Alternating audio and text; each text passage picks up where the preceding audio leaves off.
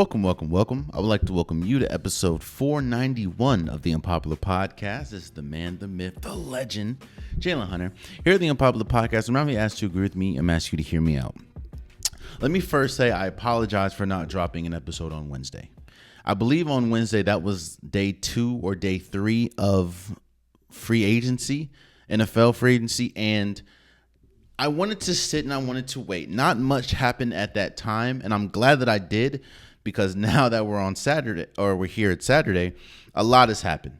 And I am a strong proponent in the belief that free agency is arguably the most important time for teams in the NFL season. The Eagles in recent years has been to 3 Super Bowls. And I would argue that every single one of those Super Bowls, I'm not going to say it was guaranteed because nothing is guaranteed in the league, but the moves that were made in the offseason, the moves that were made in free agency helped and was the leading proponent of why the Eagles, at least recent memory, were in the Super Bowl. And I'm not saying that your team, well, yes, I am saying this is the most important year for an NFL season, or most important time of the year for NFL season. And since we're here on Saturday, I'm going to give some winners, I'm going to give some losers. Now, not if you can be a winner in free agency, that doesn't necessarily mean that you're a Super Bowl contender. That doesn't necessarily mean that you're going to be like the Eagles and land on a Saquon Barkley and go to the Super Bowl. That's not what that means. But I feel the most important thing for a team is to leave free agency with a clear direction. Now, it could be a good direction, it could be a bad direction, but you have to have a clear direction. Because the last thing you want to do is get out of free agency season, go to this regular season, and just be like, we're still trying to figure ourselves out. I think at that point, you might want to figure the team out, but if you're trying to figure the direction out, you're pretty much behind the 8 ball. So I wanted to give some winners and some losers because, again, this is the most important time for an NFL season, in my opinion. Let me first talk about the Washington Commanders. The Washington Commanders made it to the NFC Championship last year, went into and still is in free agency with the third most cap money or free agency money that they could spend.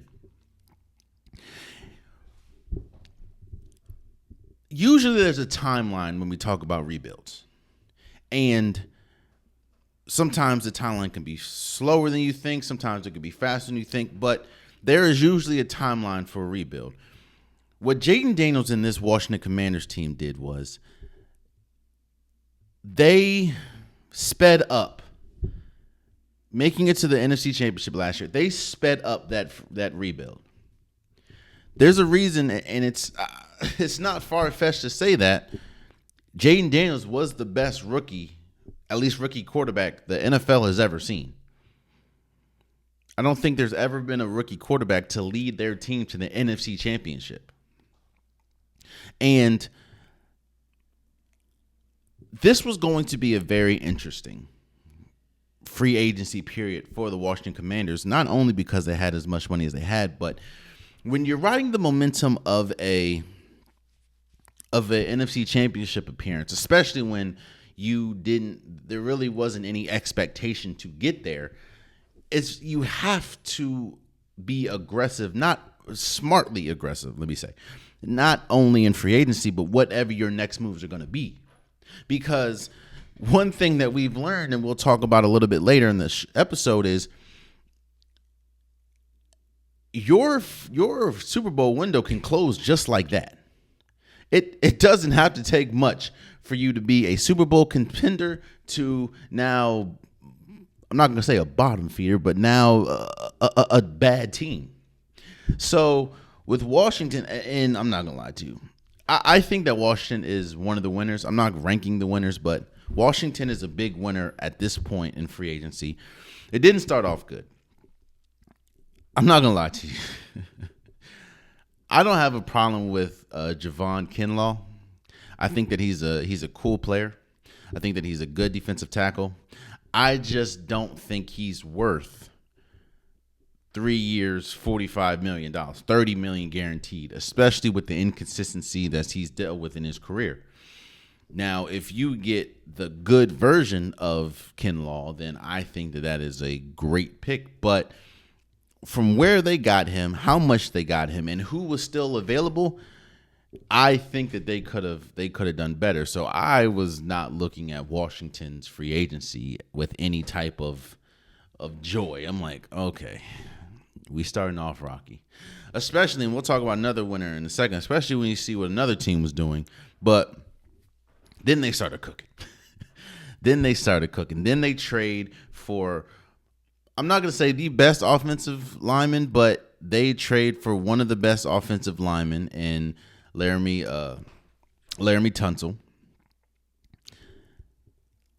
left tackle, which is the most important position on the offensive line, that and the guard.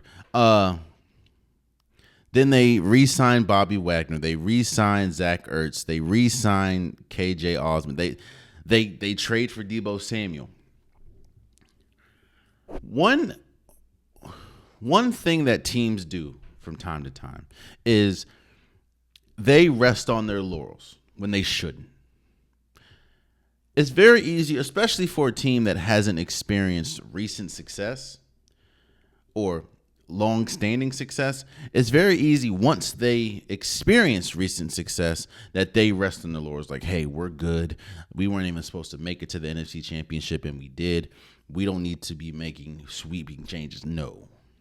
Washington understand that their two biggest spots that were concerning last year was the offensive line and the defense.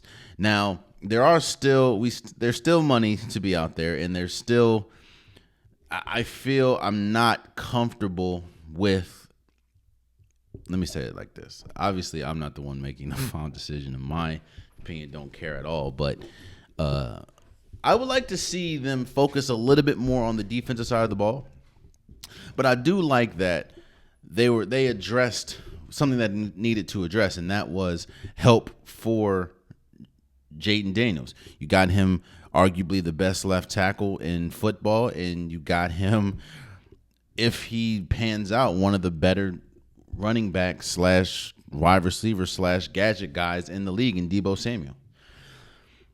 I still hope that they focus a little bit more on the secondary, but I mean, you did get Will Harris, but there's only an $8 million deal, so I don't know. But I do think that from where Washington started compared to where they are now, they're big winners. Their team is I'm not going to say unrecognizable, but their team is much better with the additions that they got now than it was at the end from where they were at the end of the season. So I think that is a huge winner in my opinion. Another winner I have is Chicago. It was very interesting to see what they were doing, what they were going to do, and we know what their biggest issue was: protection for Caleb Williams. Now, when you get a new coach, you have a new coaching staff, you need to understand, you need to make sure that the controllables are controlled, to say the least. And going into free agency, it was not. All we knew was that they had some key pieces on the the wide receiver, even though you still don't know what's going to happen with Keenan Allen. As I'm recording, Keenan Allen is still a free agent, and their offensive line was god awful. Like, it was terrible. And you go out, you get Jonah Jackson. You go out, you get Joe Tooney from the Chiefs. You get Drew Dalman. I think that they knocked it out the park. I saw on First Things First, shouts out to them, Nick Wright, Kevin Wilds, and Eric, what's homie's name? Chris Broussard. And they were asking which team has a better chance of going from last in their division last year to first this year. While I don't think it's going to happen, the moves that the Bears have made, I think puts them in a prime candidate. I don't think that they're, even at this point, I'm not going to pick them over the Lions. I'm not really going to pick them over the Green Bay Packers, but I do think that they are much better now than they were just a season ago. You know what it is? Joe Thuney, that's a great pick, but a lot of these aren't eye-popping names. Like Tre'Davious Moore is not an eye-popping name. Neither is, honestly, Drew Dalman. They're not eye-popping names, but what it is you're actively trying to you're bringing clarity, especially when you have a young quarterback and a season full of unclarity. Clarity is exactly what you need. And they were aggressive. They were one of the most aggressive teams as far as how much money they had and the money that they dished out. But I think that Chicago is in a much better place now than they were before. Again, we still need to see what happens with Keenan Allen. We still need to see what happens with Swift. He didn't have the greatest season last year. I don't know if they're going to try to run it back or not. But again, you got one of the better guards in football in Joe Thuney, and you took him from you traded him from the Chiefs. So, I think the Chicago Bears are in a much, much better place now than they were before. And I do not have. I think they're a big winner. And the thing about this, even with Washington, they can still make moves. There's still a lot of moves to be made. And they still have money for it. Obviously, it's not as much, but, Another winner is a team that I alluded to when I was talking about Washington.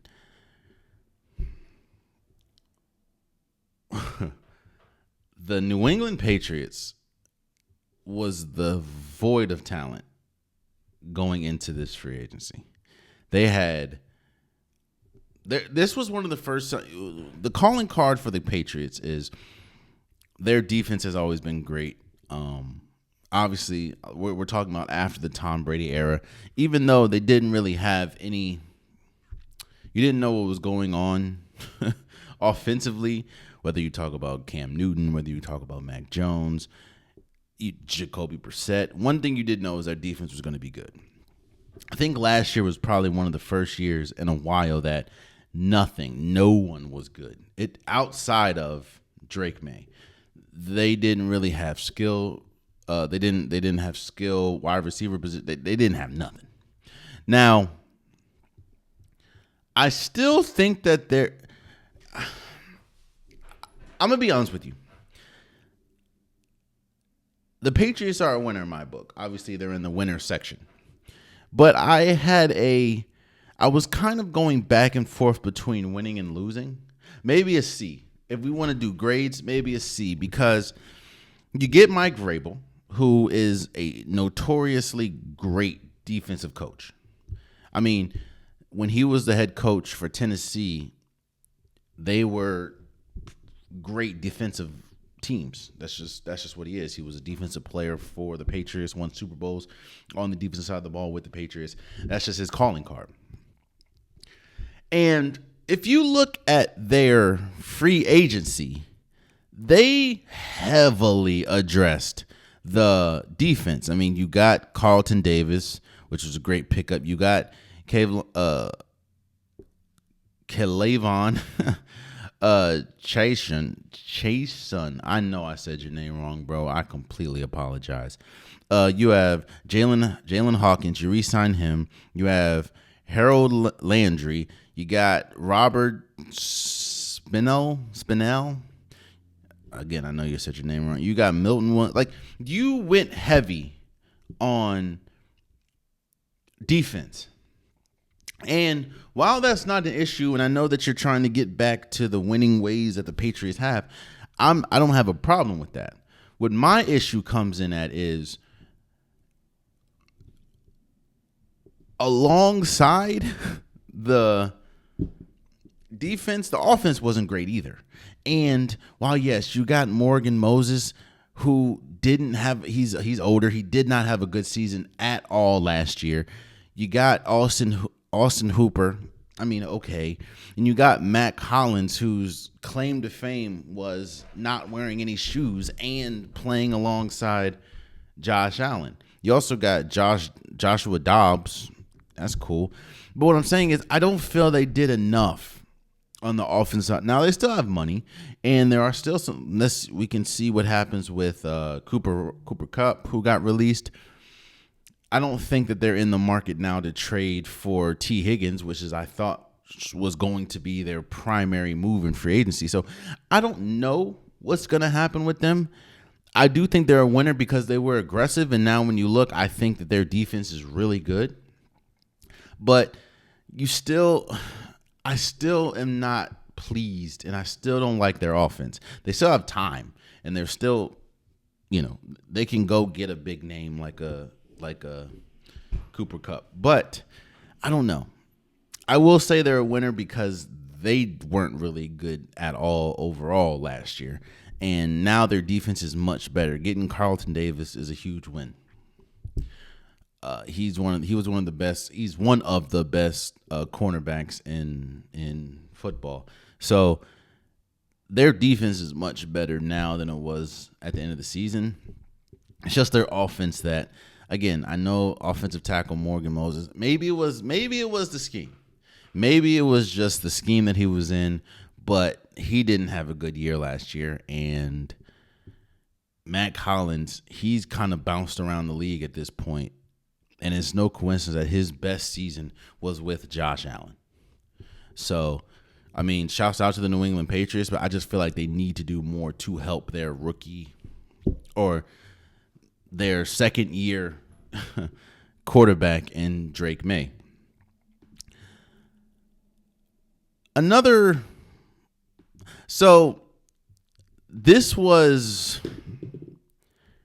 This was another one that I was kind of on the fence of. I was on the fence because this move was kind of head scratching. There has been a couple of head scratching moves this free agency that I'm like, okay, I can see it, but then I don't understand it. One of the reasons why Cooper Kupp is not on the LA Rams is because he would have cost too much. Makes sense. I mean, he would have cost too much. On top of that, he does have an injury history, and it would just be a little too much for him to stay. They would have been strapped. That was my thinking. When I heard that they're going to release him, I'm like, all right, cool. Like, it makes sense. Especially when you see that I thought that they were kind of going to go head first, even though they could have made it to the NFC Championship last year if they would have beat the Eagles, but they did make it to the playoffs. When you hear, Cooper Kupp is probably going to get traded or released, when you hear Matthew Stafford is seeking a trade, I just thought that they were going to blow it up. And then you hear that Matthew Stafford gets a new deal. I'm like, okay, cool. But Cooper Kupp is still probably going to be out of here.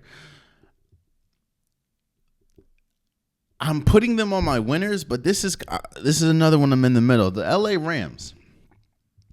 And it's really solely because of Davante Adams. Now, this is why I get it, but then I don't get it. You didn't want to pay Cooper Kupp because he's older and he has an injury history. Davante Adams is older. While he doesn't have the most extensive injury history, he didn't have the greatest season last year. Now, you can say it was because of, or the last 2 years, you can say it was because of who he played for. Obviously, the Raiders and the Jets. But you paid Davante Adams 2 years, $46 million, $26 million guaranteed. And while the reason why I'm putting this move in the winner column is because I think Davante Adams still has, I'm not going to say a lot, but he still has some in the tank. He still is, I've talked about this before when it came out that he was going to get released.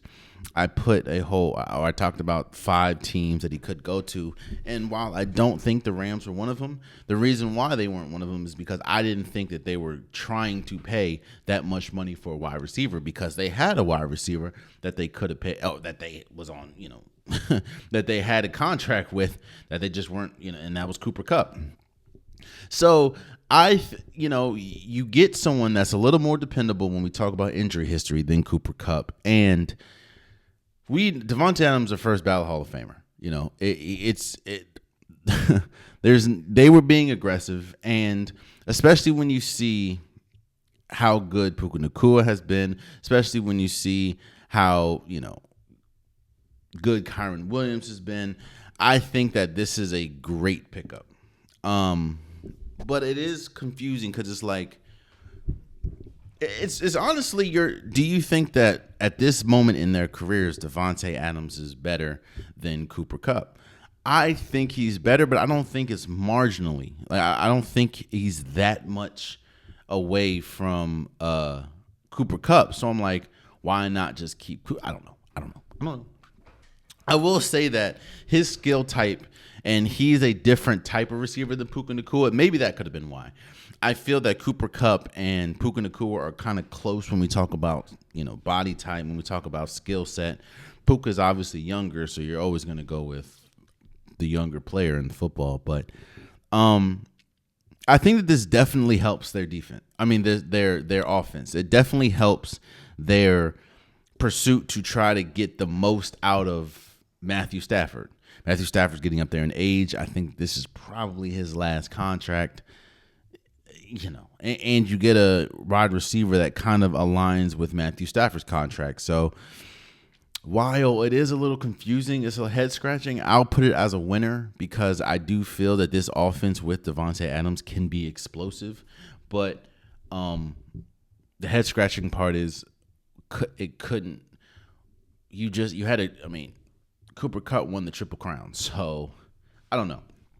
But shouts out to the Rams for getting Davante Adams. I also think that this was a perfect place for Davante Adams.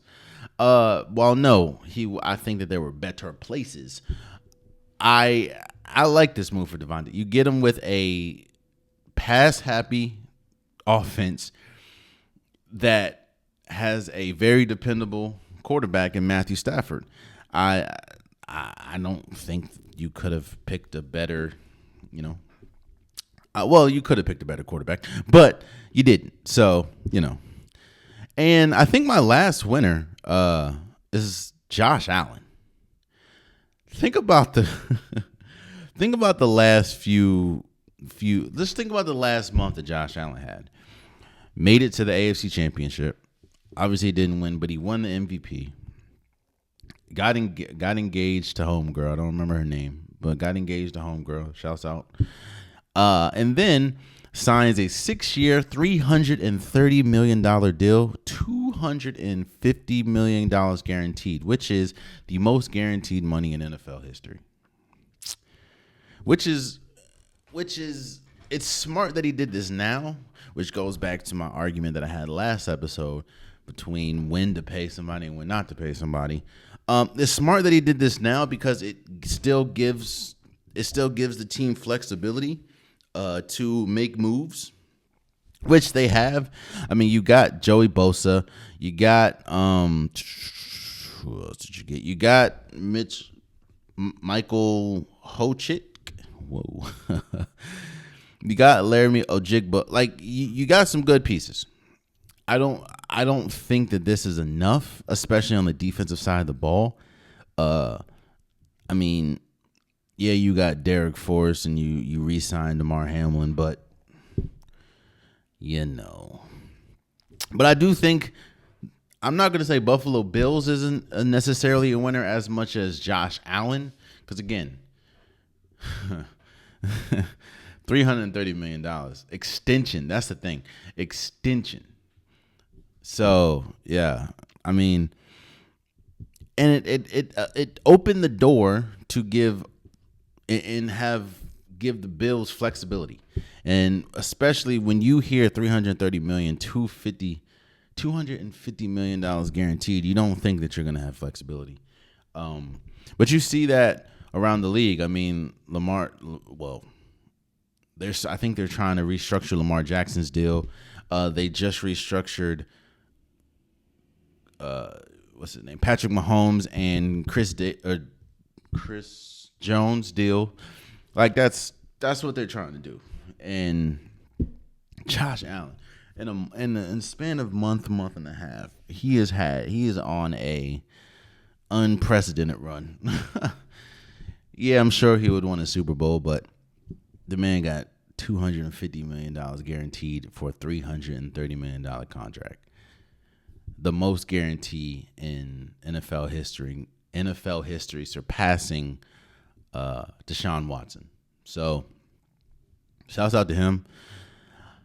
Shouts out to all the winners. Again, there's a lot of really good moves that were made.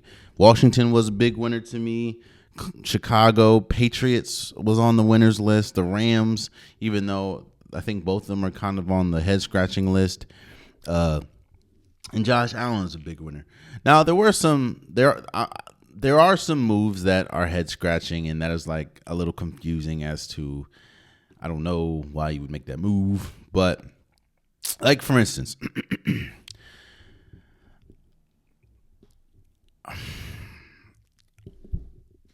I think that DK Metcalf is an incredible wide receiver. I think that you would be dumb if you are in a position to get a wide receiver like DK Metcalf, and it wouldn't destroy your team's chances or destroy your team's money or cap or whatever. I think you go get him. I think that would be a smart decision for whatever team. My thing is this, though, and it kind of goes both ways. It goes for the team and it goes for DK. Why sign with the Pittsburgh Steelers? I get it in a sense of, we talked about the Pittsburgh Steelers a lot, and one thing that we constantly said is they don't really have any dependable weapons outside of George Pickens.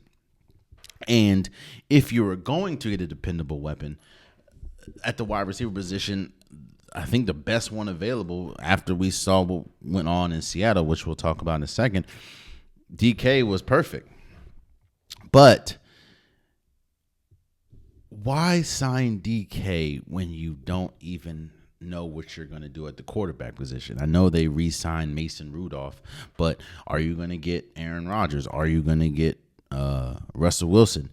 I get it. Trust me, I'm not saying you shouldn't have got DK, but it's just why and then you re-sign him for what, $150 million without having a quarterback. And if you're DK, I know you're not like, who's going to turn down $150 million, but it was reported that he wanted to go to a place that had warm weather and or played in a dome, and that had a reliable quarterback and was focused on winning. Like their goal, that they're a contender, let's say that. Because I think that Pittsburgh Steelers, they're always focused on winning, at least the organization is. But you went to Pittsburgh, which is cold as hell. I've been there. You went to Pittsburgh, which is cold as hell. And then you go to an organization that doesn't even have a starting quarterback right now. Like, think about it. One of their quarterbacks is gone. We'll talk about that in a second. The other one, it looks like Russell Wilson probably is not returning. So you're basing, like, what? I don't know. I don't know what the market was for DK Metcalf, but I do know that, I don't know. You know, it doesn't, I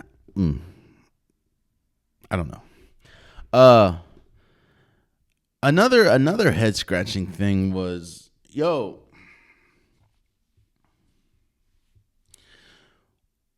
it is nasty work what's going on in New York right now as far as the Giants.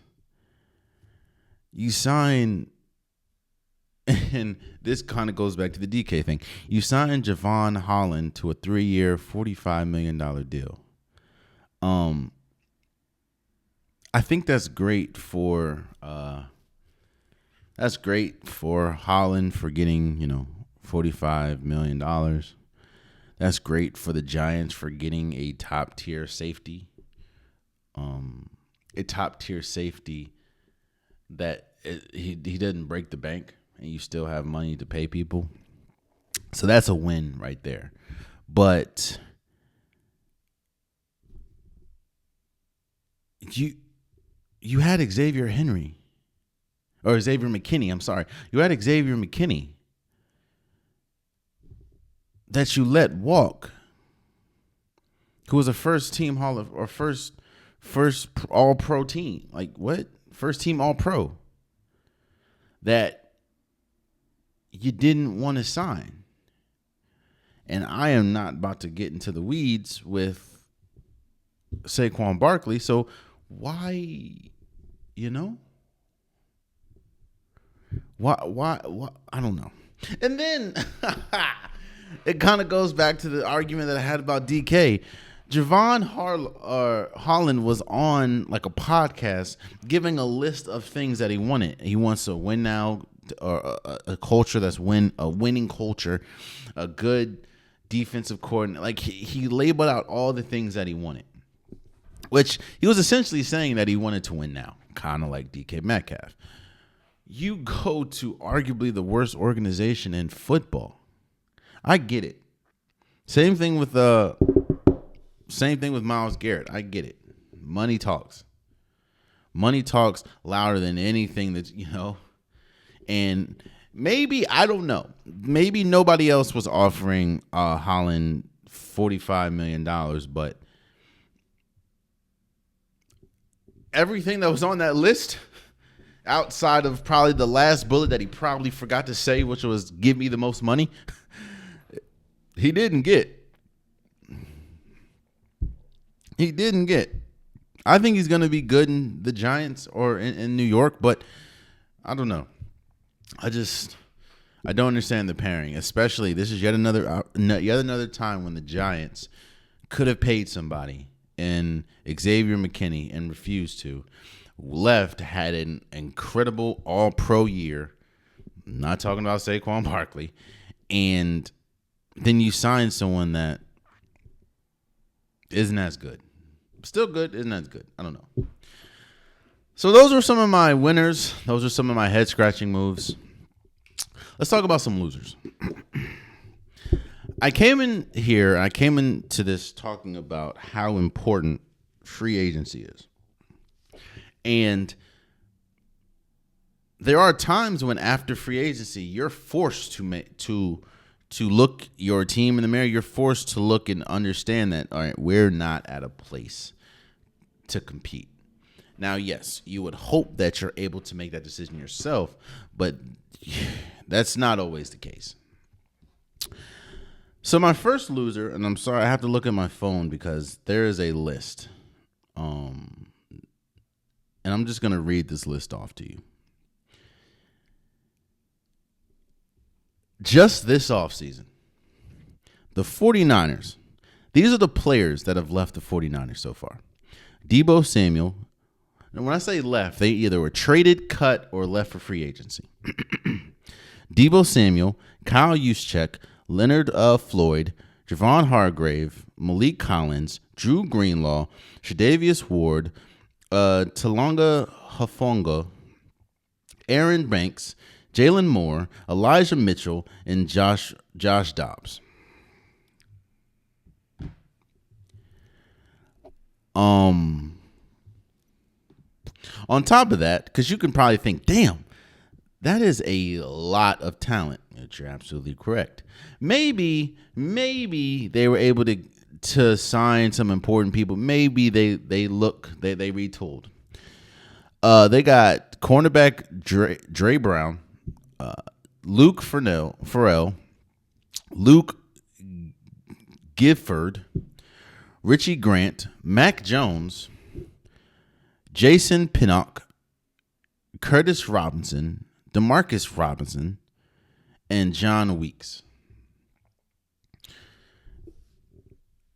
Last year was a rough year for the 49ers, admittedly so. Injuries they were probably the most injured team. I don't know the facts or not, but it felt like they were the most injured team in football. I think they were going toe to toe when we talk about the injury list. They were going toe to toe with the Lions. The only difference is most of the Lions' injuries were on the defense side of the ball. The whole team was getting pieced up when we talk about the 49ers.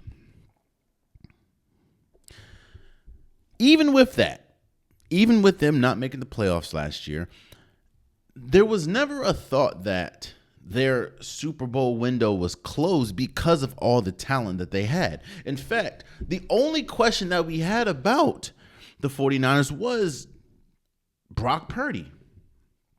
And are they going to re-sign Brock Purdy? Are they going to give him a contract? And you just think, okay, we understand that a lot of these people are free agents, but if they were able to retain a lot of these people, they're going to be right back in the playoff hunt. They're going to be right back in the Super Bowl conversation. And I knew that there was some discord, that there was some animosity on the team when it came to someone like Deebo Samuel. So even if they just let go of Deebo Samuel, it's just like, all right, well, you still have Kyle Juszczyk, you still have Christian McCaffrey, you still have Brandon Ayuk, you still have Charvarius, you still have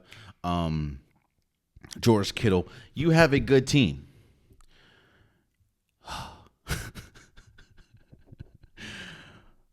As we sit here today,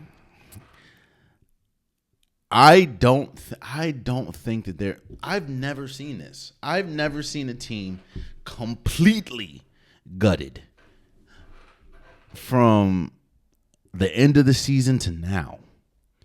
Again, I just read out that list, and the biggest, most recognized name that they got was Mac Jones, who wasn't that good anywhere he went outside of Alabama.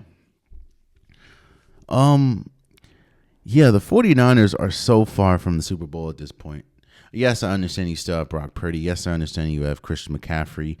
Brandon Ayuk is coming back from an ACL injury, but I think reports are they're seeking or trying to trade him. I just don't get why. I understand, man. I understand how difficult it is being at the door and just not being able to walk in. Like, they went to a Super Bowl, they've been to NFC championships, they just haven't won. But that doesn't mean you make this type of sweeping they lost their entire team pretty much, especially on the defensive side of the ball. Like, outside of Nick Bosa and Fred Warner, who do you expect to play defense? Trey Brown? Like, who? I don't know. They got a long snapper. Like, what are we talking about? I don't get it, man. They are so far from a Super Bowl right now. It's not even. This team is got it. Especially on the defensive side of the ball, man. And that was one of their biggest issues. Obviously, the injuries, but their biggest issue was defense. Most of it was because they lost a bunch of players were hurt. But like, this team is now in position to be one again. It went back to first versus last. They were last in the division, I believe, in the NFC West. I see them finishing last again, and that's even.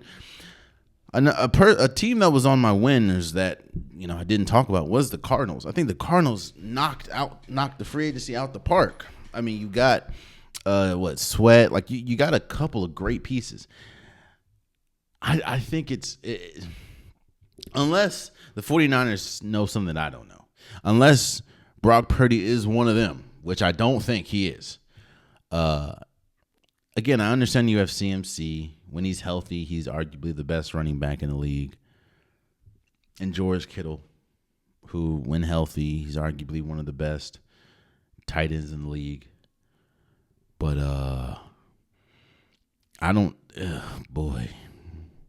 this team is going to look bad, in my opinion.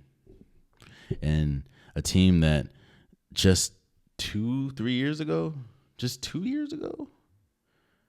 a team just 2 years ago, I believe, that was in the Super Bowl now looks, I guess they're trying to clear money for Brock Purdy, but like, you think that like you gave up the heartbeat of the team, Dre Greenlaw, and the heartbeat of the team on the offense side of the ball, and Kyle Juszczyk. Cut him. Like, I don't know. It's looking nasty for the 49ers. So yeah, they're definitely a loser in my book. Another loser. Let's talk about it. I get it, man. I get it. I understand that there are people that have found success. And we're going to even talk about this a little bit at the end of the show. There's a lot of people that have found success in doing what they do. There's a lot of people that feel that their way, which has made them successful, is the way that they have to stay with. You know, they talk about coaches and they say, you know, Sean Payton. And they say Sean Payton's way, which I guess, in his opinion, got him a Super Bowl in New Orleans.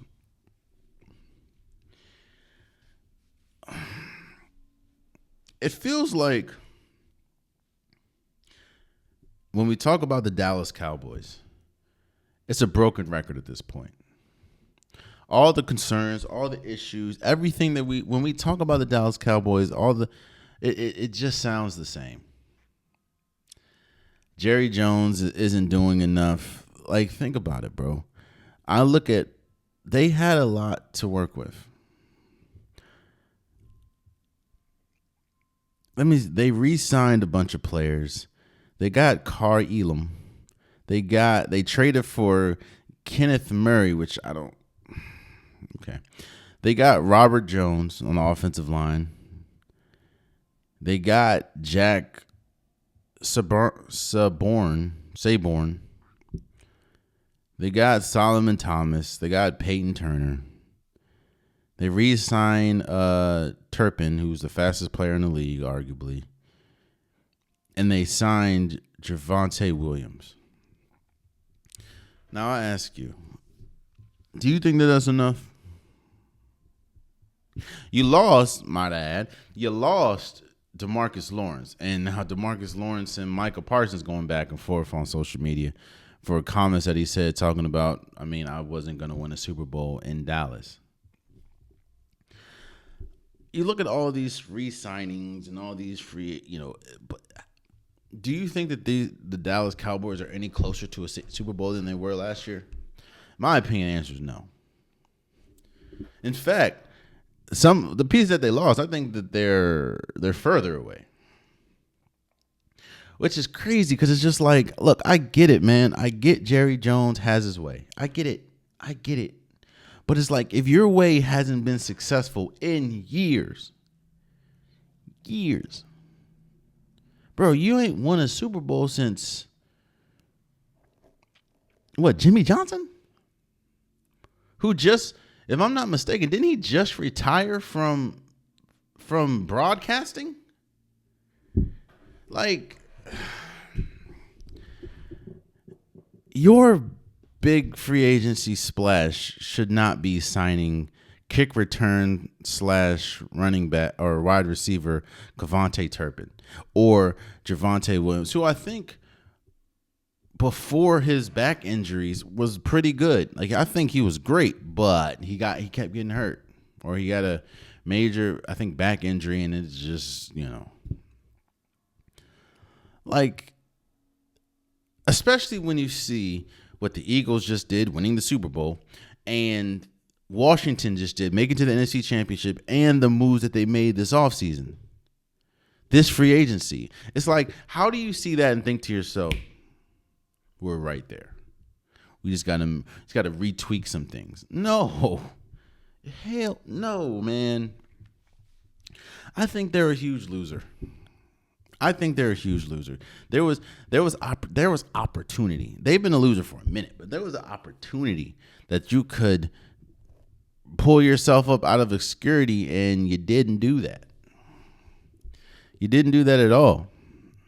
For one reason or another. I get you want to stick to your guns, but like, okay, all right. So Dallas is a loser for me. Another loser is C.J. Stroud. Oh man, think about this. Last year, C.J. Stroud was one of the most sacked quarterbacks in the league. Even in that stat, Laramie Tunsil very rarely I think Laramie Tunsil barely gave up sacks. There's a reason why he's an all NFL, all pro. Laramie Tunsil is one of the best offensive tackles, left tackles in football.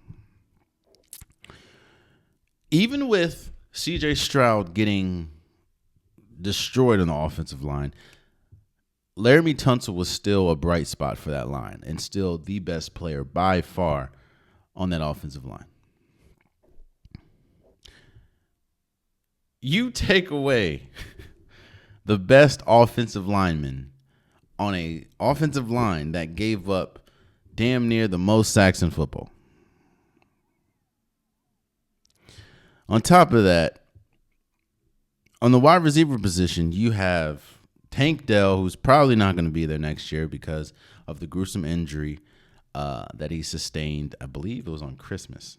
But the gruesome injury he sustained, he's probably not going to be there this year. You still don't know what's going to happen with Stephon Diggs if you're going to get him back. But he was out due to injury last year. You get a wide receiver in Christian Kirk, who, you guessed it, got hurt last year. Like, now you did get C.J. Gardner-Johnson, who is a good pickup in my opinion, but you got him at safety. Like, your issues aren't safety. Your issues is offensive line. You got Laken Tomlinson. You got Ed Ingram.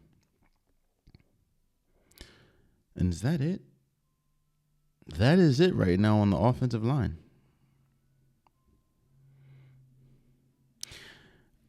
I'm not going to say Houston Texans the Houston Texans altogether probably a loser, even though I do like C.J. Gardner-Johnson, but you didn't really need him. And you gave up, and I think you gave up Kenyon Green, who was a guard. Oh, man. It's gonna be tough. It's gonna be tough for C.J. Stroud. It's gonna be tough. That's the most confusing thing. Like, as a Washington fan, I'm happy that they got Laramie Tunsil. They had to give an ass load of picks though, but I'm glad that they got Laramie Tunsil. I'm just thinking to myself, when and why was Laramie Tunsil available? Like, I get if you're gonna get as much draft picks as you're gonna get. It's like, yeah, But like, I just don't understand. When did he become available, and why did he become available? He was their most consistent player, honestly, on both sides of the ball last year. So I don't know, man. I don't know. But hey, good luck, C.J. Stroud. Mind you, C.J. Stroud had a rough year last year, mainly because of the offensive line. I know they made it to the playoffs. They won a playoff game. But that offensive line, and then their lack of receivers because of injury, which then you go sign an injured receiver. I don't know. It's just a little shaky to me. But, yeah. I think C.J. Stroud and the Houston Texans are losers in my book. Another loser is Justin Fields, man. Let's have a moment of silence for Justin Fields for a second. Let's have a moment of silence, all right?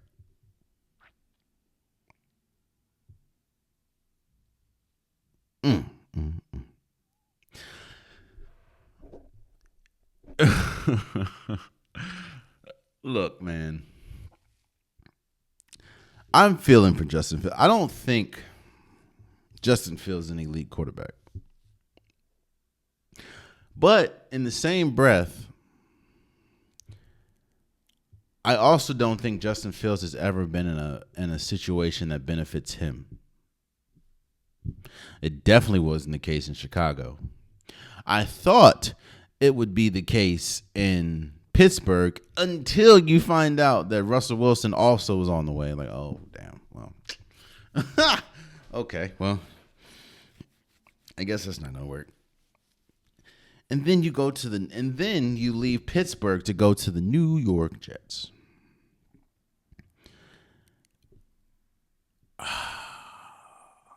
Whose best signing was Brandon Stevens, the cornerback from the Baltimore Ravens, who was consistently getting beat in coverage.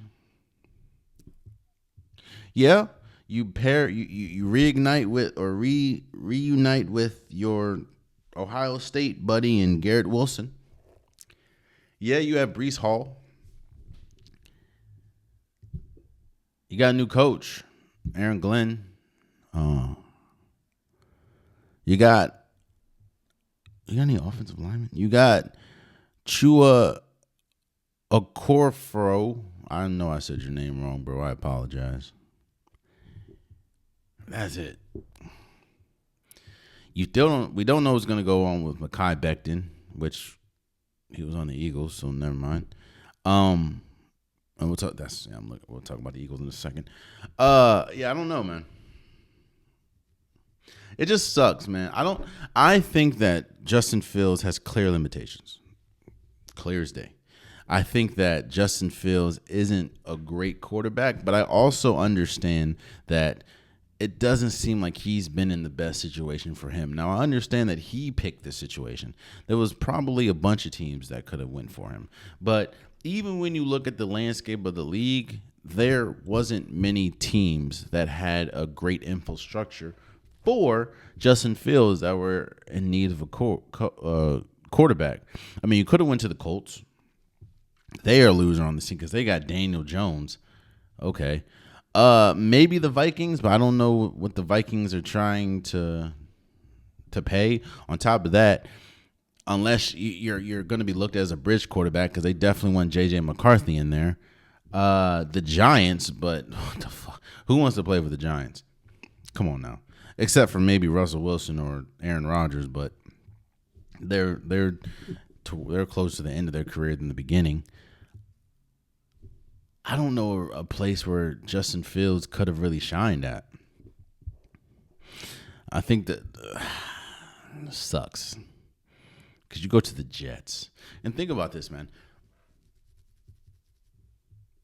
I don't think that there's any expectation on the Jets. They're expected to be one of those teams again. They're expected to just be a bad team because they've been that their entire lives. And yeah.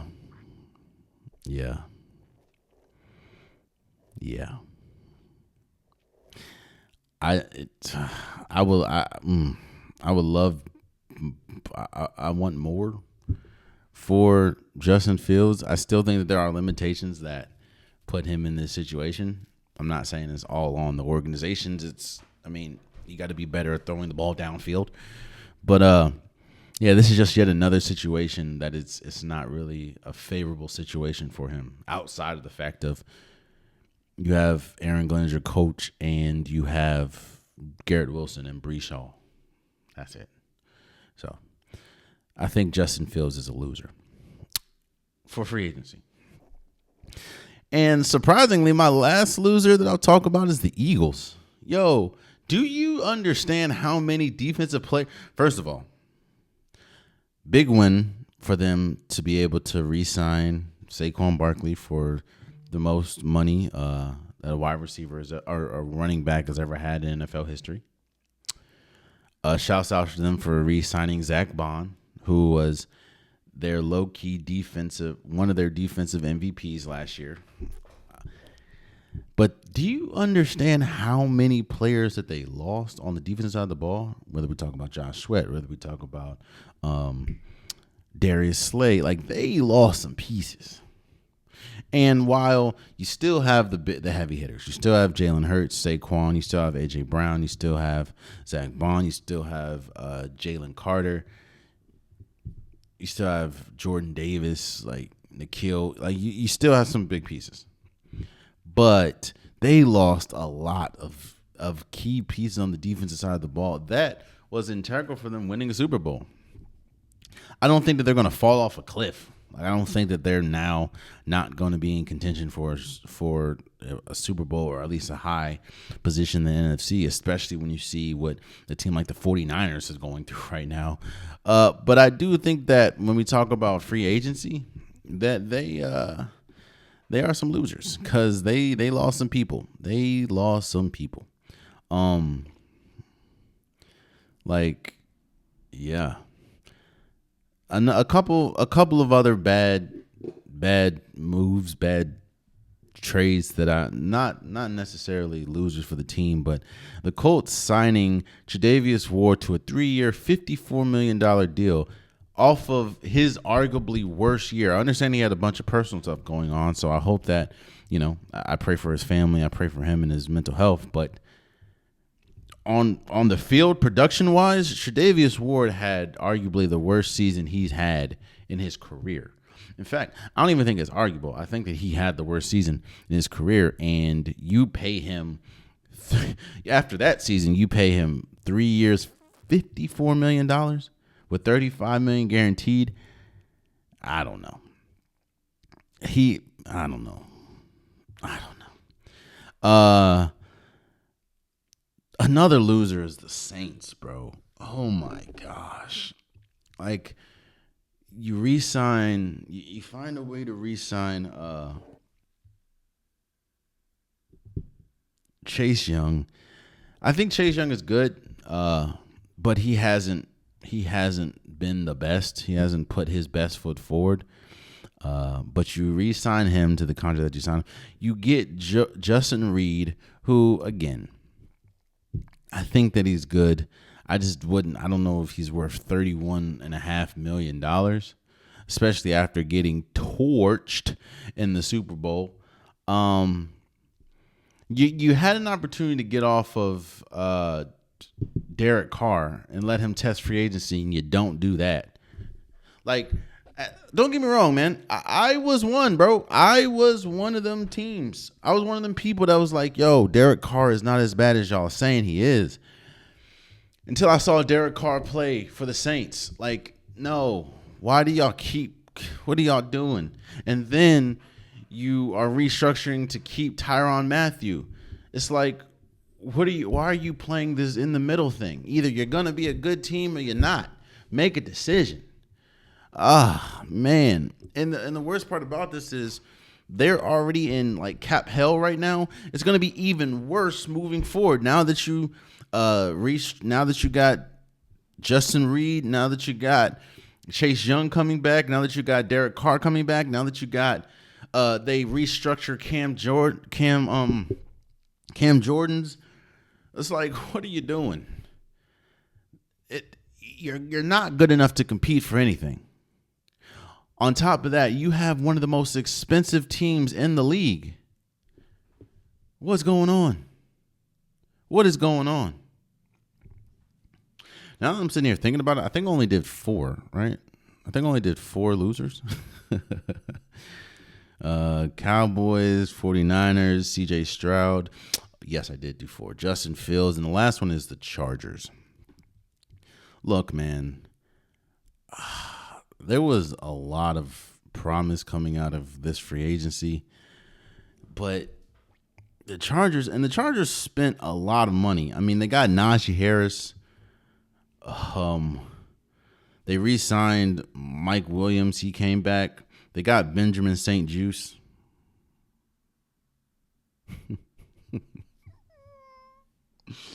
Y'all know how I feel about him. Jalen Reagor re-signed. Khalil Mack re-signed. But in the great words of the philosopher Kendrick Lamar Duckworth, it's not enough. Like, think about it, bro. They could have had someone like DK Metcalf. They could have had someone like T. Higgins. They could have had someone like Trey Hendrickson. They could have had someone like Devontae Adams. They could have had a dependable. Their wide receiver core right now is Jalen Reagor, Ladd McConkey, and Quentin Johnston. And their running back now is Najee Harris, who had some highlights in Pittsburgh, but overall was pretty lackluster. I just feel like it's, again, in the great words of Kendrick Duckworth, it's not enough. It's not enough. This is yet another year where I guess I guess Jim Harbaugh is going to build what he wants to build, and I guess in that sense you can't really question it, but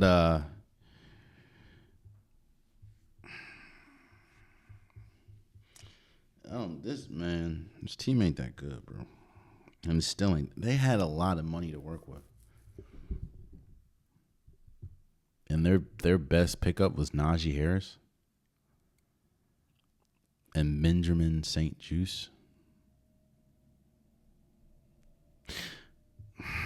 I'm just keep it to myself. Yeah, man, those are my losers. There are still some big names on the free agency market, like what's going to happen with Stephon Diggs. I know he's not a free agent, but I know that the Green Bay Packers are desperately trying to trade for Zaire Alexander.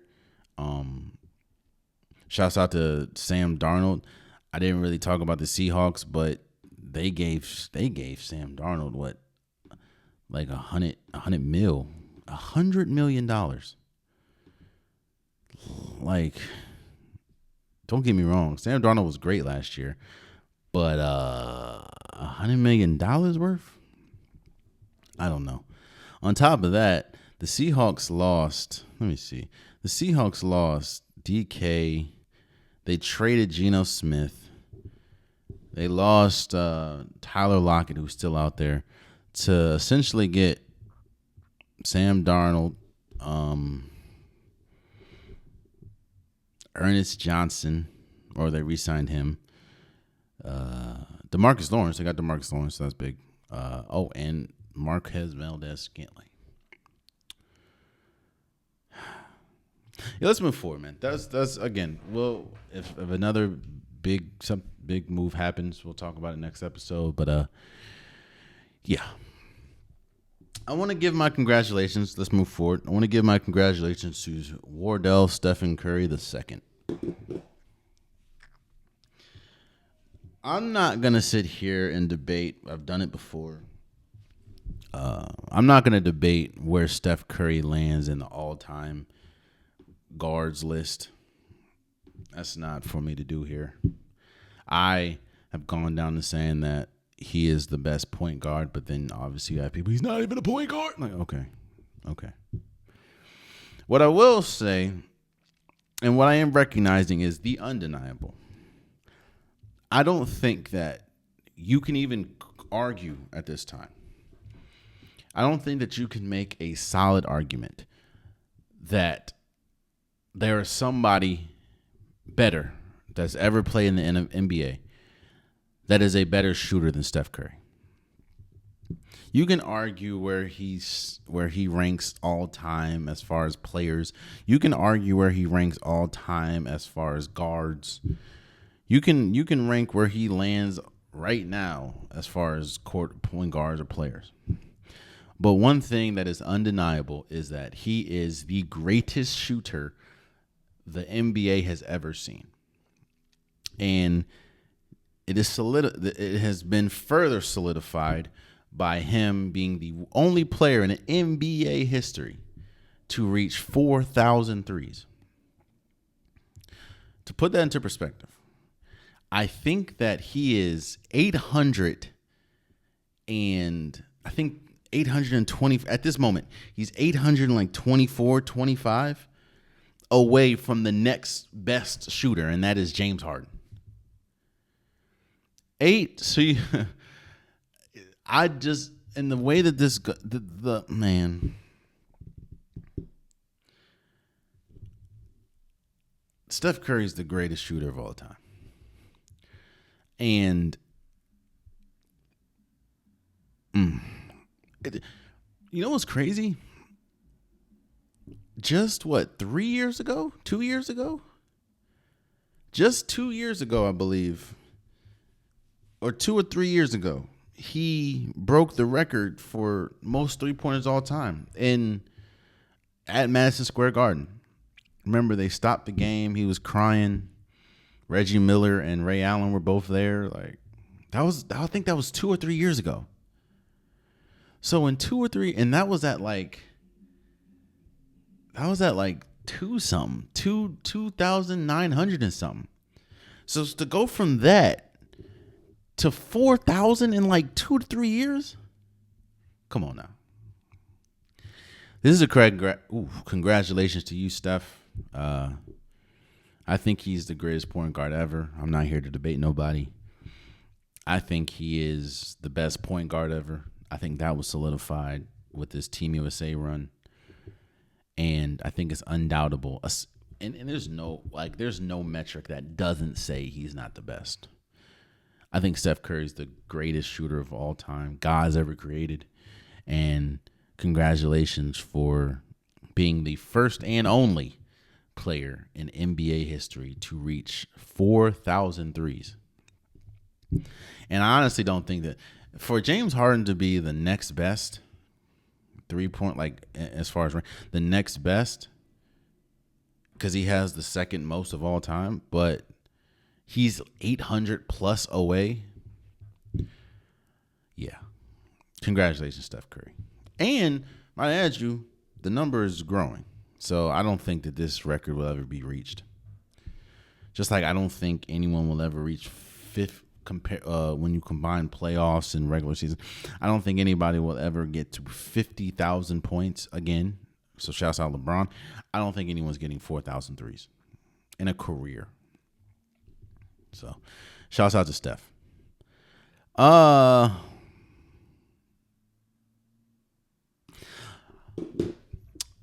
Now we have the unpopular topic of the day. We talked about coaches and how they have quote-unquote championship philosophies. It's not just championship. Every coach has their style. Every coach does what they want to do. They have the ability to do that because they're the coach. And Tom Thibodeau's reputation in the league is that he's a good coach, but he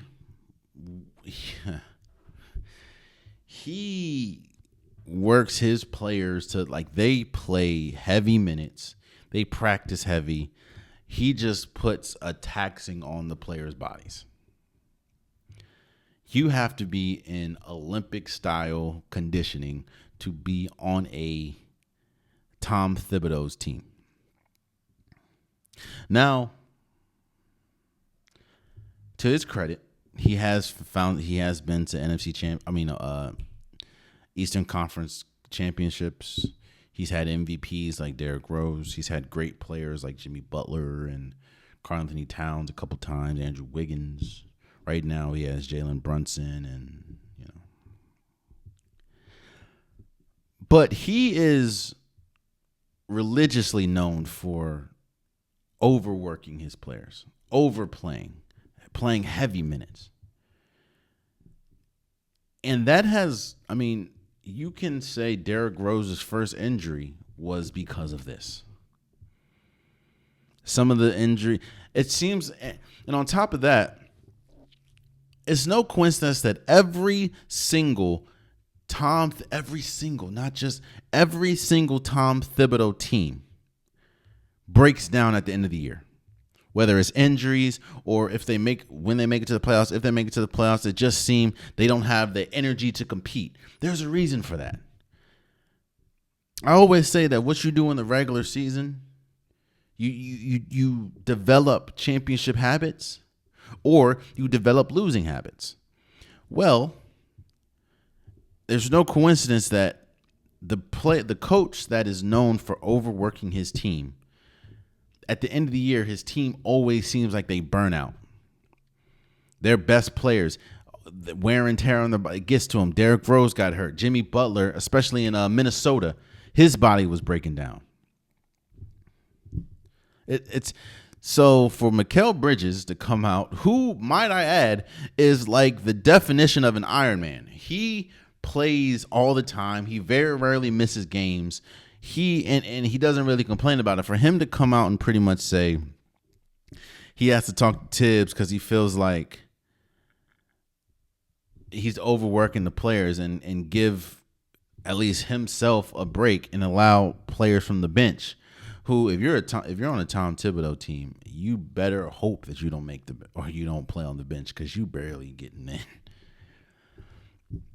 It just shows you, yes, you can have your way can work for a certain amount of time, but that doesn't mean it's the best thing to do. Because, while yes, you can always say Tom Thibodeau's teams play hard. His teams play hard. But that is also because they play an exorbitant amount of minutes and they're always hurt towards the end of the year. That's not a winning formula. So there you have it. That's been today's episode of the Unpopular Podcast. I truly, truly appreciate you guys. For all my YouTube people, please follow the YouTube. I appreciate all of you guys. If you like the content, tell a friend to tell a friend to tell a friend to subscribe. It definitely means a lot. I appreciate everyone that is subscribing. Appreciate everyone that's commenting. Again, I appreciate the growth of the YouTube, and I can't do it without you guys. So please, if you know someone that would like the Unpopular Podcast and they're not following, please tell them to subscribe. For my DSP listeners with us, Apple Podcasts, Spotify, SoundCloud, please follow, please subscribe wherever you're hearing this luscious voice of mine. No platform is more important than the other. I appreciate all of you guys. So again, wherever you get your DSPs and you're listening to me, please follow. If you know someone that would love to listen to the Unpopular Podcast, please tell them to follow. Also, for all my social media people, Instagram, TikTok, Facebook, please follow there. That's probably the quickest way to get to me. We can go back and forth. If you keep respectful, I don't mind going back and forth. It just means that, one, you're listening to me.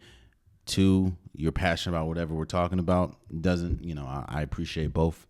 So please follow the socials. It means a lot. Until next time, much love.